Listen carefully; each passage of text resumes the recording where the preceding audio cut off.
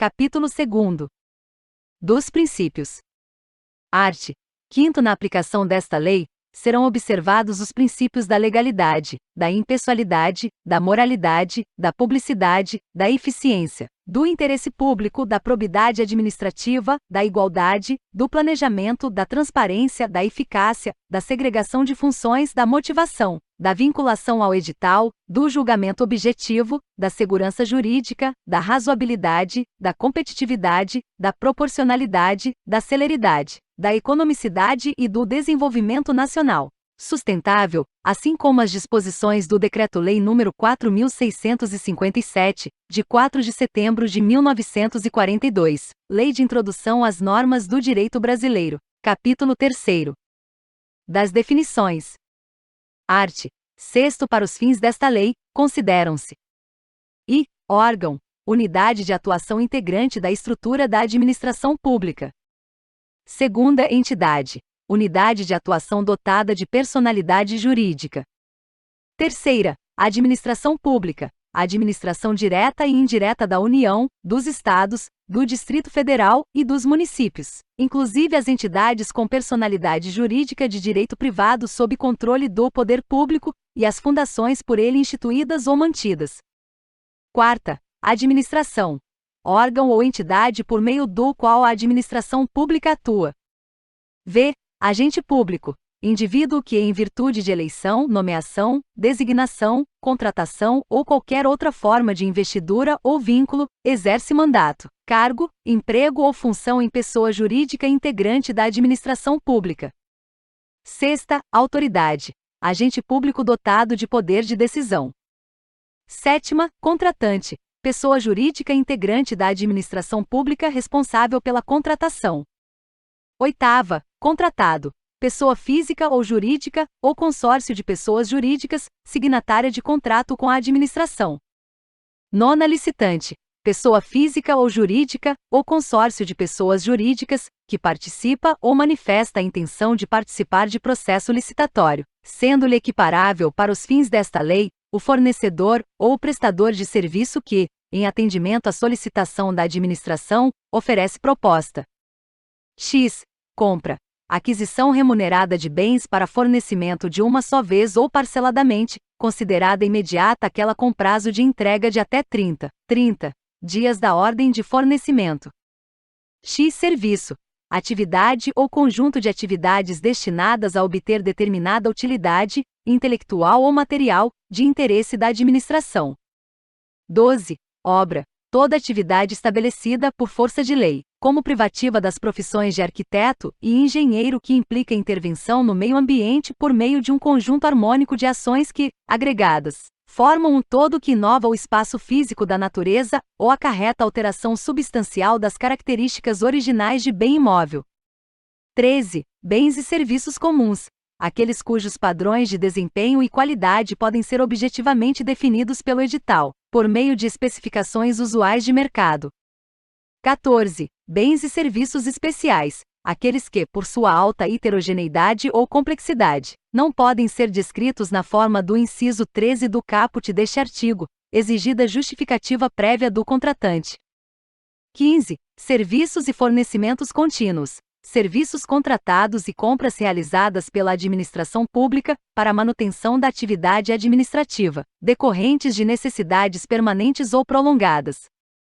16. Serviços contínuos com regime de dedicação exclusiva de mão de obra, aqueles cujo modelo de execução contratual exige, entre outros requisitos que: a.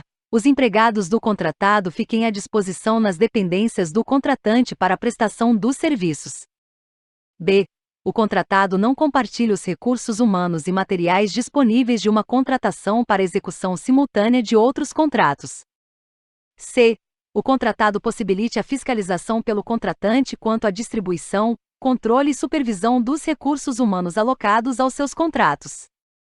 17. Serviços não contínuos ou contratados por escopo, aqueles que impõem ao contratado o dever de realizar a prestação de um serviço específico em período predeterminado, podendo ser prorrogado, desde que justificadamente pelo prazo necessário à conclusão do objeto. 18. Serviços técnicos especializados de natureza predominantemente intelectual, aqueles realizados em trabalhos relativos a estudos técnicos, planejamentos, projetos básicos e projetos executivos. B. Pareceres, perícias e avaliações em geral. C. Assessorias e consultorias técnicas e auditorias financeiras e tributárias. D. Fiscalização, supervisão e gerenciamento de obras e serviços. E. Patrocínio ou defesa de causas judiciais e administrativas. F. Treinamento e aperfeiçoamento de pessoal. G. Restauração de obras de arte e de bens de valor histórico.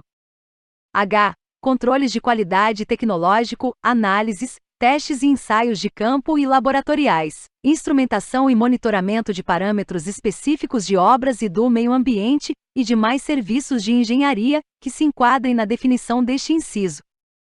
19. Notória especialização. Qualidade de profissional ou de empresa cujo conceito, no campo de sua especialidade, decorrente de desempenho anterior, estudos, experiência, publicações, organização, aparelhamento, equipe técnica ou outros requisitos relacionados com suas atividades, permite inferir que o seu trabalho é essencial e reconhecidamente adequado à plena satisfação do objeto do contrato.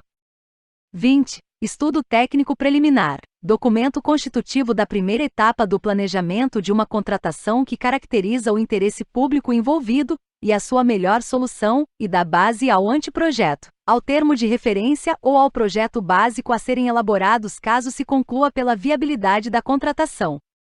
21. Serviço de engenharia. Toda atividade ou conjunto de atividades destinadas a obter determinada utilidade, intelectual ou material, de interesse para a administração e que, não enquadradas no conceito de obra que se refere o inciso 12 do caput deste artigo, são estabelecidas, por força de lei, como privativas das profissões de arquiteto e engenheiro, ou de técnicos especializados que compreendem a serviço comum de engenharia. Todo serviço de engenharia que tem por objeto ações, objetivamente padronizáveis em termos de desempenho e qualidade, de manutenção, de adequação e de adaptação de bens móveis e imóveis, com preservação das características originais dos bens. B. Serviço especial de engenharia. Aquele que, por sua alta heterogeneidade ou complexidade, não pode se enquadrar na definição constante da linha A deste inciso. XXI. Obras, serviços e fornecimentos de grande vulto. Aqueles cujo valor estimado supera R$200 milhões, 200 milhões de reais. Vide Decreto número 10.922, de 2021, vigência. XI. Termo de referência. Documento necessário para a contratação de bens e serviços, que deve conter os seguintes parâmetros e elementos descritivos: a definição do objeto, incluído sua natureza, os quantitativos, o prazo do contrato, e, se for o caso, a possibilidade de sua prorrogação. B. Fundamentação da contratação, que consiste na referência aos estudos técnicos preliminares correspondentes ou, quando não for possível divulgar esses estudos, no extrato das partes que não contiverem informações sigilosas. C. Descrição da solução como um todo, considerado todo o ciclo de vida do objeto. D. Requisitos da contratação.